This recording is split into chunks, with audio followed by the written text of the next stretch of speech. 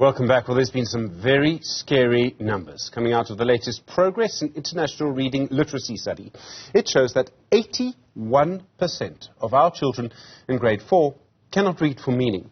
To put it another way, 8 out of 10 children need help to find explicitly stated information in a simple text. As you know, if you cannot read, you really are not going to get properly educated. And we can talk about the Fourth Industrial Revolution all you like, but if you can't read, can't really participate in it.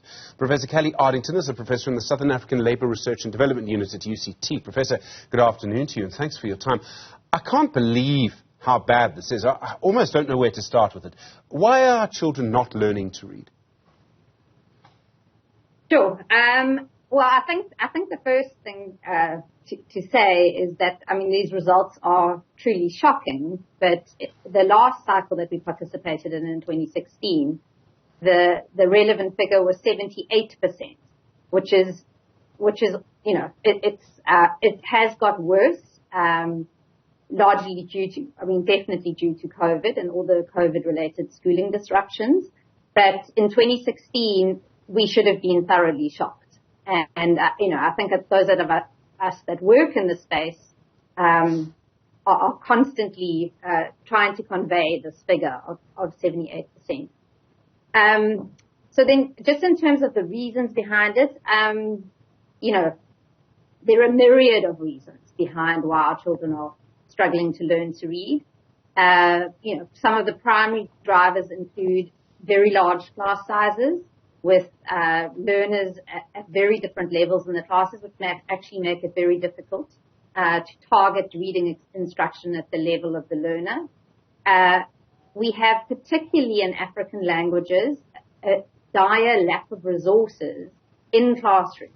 So I'm talking about things like graded readers, books to read, and the situation is also exacerbated at home. So children learning to read do not have access to materials in mother tongue at home or at school or at home.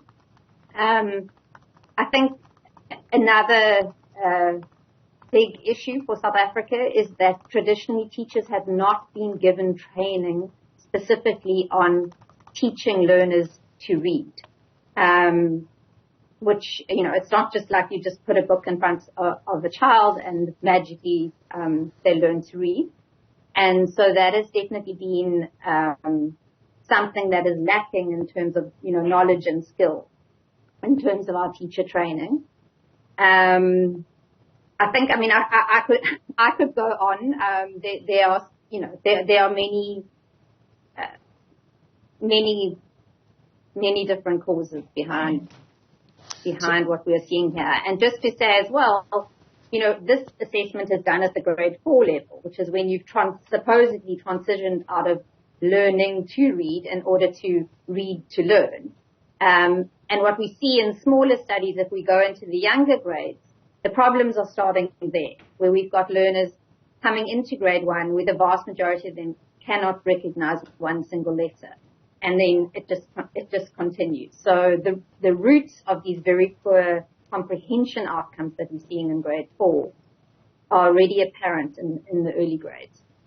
Where do we start with an intervention? I mean, and I wonder what happens to these children. So they obviously are passed through the system. They get to grade 4. Maybe they're tested, maybe they aren't. I presume they maybe fail later, maybe they don't. I mean, the prospect for them in the future is very dire. It's extremely dire. I mean, I think we have high rates of repetition, and children should only be able to repeat once in each phase.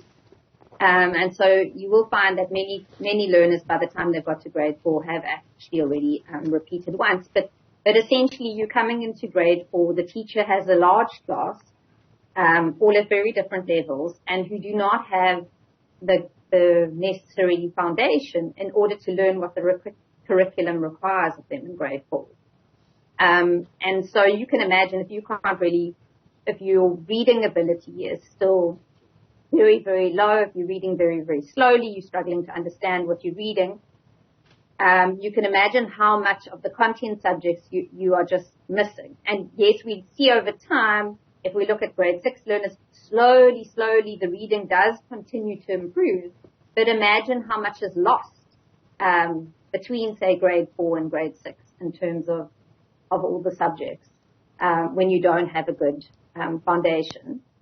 And then the other thing in the South African context, which is very important to understand, is that children start in mother tongue for foundation phase, but when they get into grade 4, they are now expected to shift into using English or Afrikaans as the language of learning and teaching. So you're lacking a foundation in your home language, in your mother tongue, and now all of a sudden you mean to be transitioning to another language. So, I mean, there are a couple of things going on here. The one is that we know, and more research seems to back this up, that the earlier you start with your children, we put all of our resources in the matric year. We really need to do that at what we call nursery school, so grade 0 and grade 00, which is what people call those grades.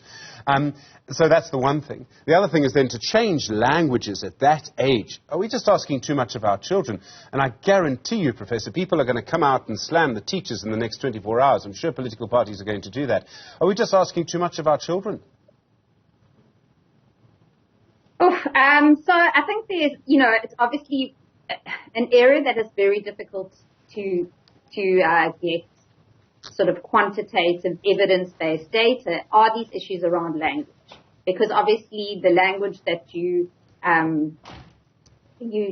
start off at in school is related to a whole lot of other things. If we think in the South African context, we know that the no-fee schools are typically all in African languages, and you'll see if people look at more detail in the results, you'll see that the English and Afrikaans law schools, because of historical inequities, perform better. So it's really hard to sort of know what's best. But I think there are people who feel quite strongly that switching in grade 4 is problematic and that we should make the switch later. But I think while that's a very important policy area to grapple with and to get right, the reality is that the reading outcomes by the end of grade 2, by the end of grade 3 are just so poor that it doesn't really matter if we don't even look beyond the foundation phase and we don't even look into the space where the transition is happening. We cannot have children who have got to the end of 3 years of formal instruction and have, there's so many of these individual studies where we're seeing like a quarter of them cannot read one word. They are still sort of at the letter sounding phase. So I think that the language thing is hugely important and a difficult one. But certainly the idea to be transitioning to a different language when you have yet to master your first language is hugely problematic. We spend a huge amount of money on our schools. We spend more on education than on anything else. Our government spends more on education than on anything else apart from health. I mean, I sometimes wonder if we need to question the value of it, or from what you're suggesting around language, around the demands we're making of our children, we need a massive intervention here, some kind of big change.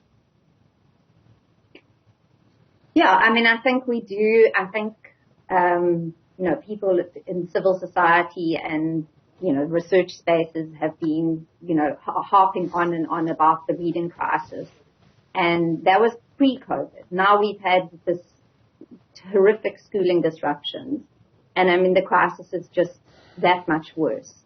And we don't have any plans in place to make up for the time that we lost due to COVID and the fact that all these learners who were already not performing anywhere where they should be or in line with what the curriculum demands. There's no plan and no budget in place. The Western Cape has just produced a plan and put money behind that, but they are the only province at the moment with any kind of like catch-up remediation time plan. So it's, we have this crisis and our response is business as usual, sort of carrying on. The response isn't commensurate with the crisis. So we do need big, bold initiatives. some of which, and one of the good things that has happened, in the last 10 or so years, is that there's been an increasing number of research and things that have been rigorously evaluated, and we do know that there's certain things that can help. Professor, I'm afraid on that note, thank you. On that note, we'll have to end it. Thank you. Professor Kelly Ardington is a professor in the Southern African Labour Research and Development Unit at the University of Cape Town.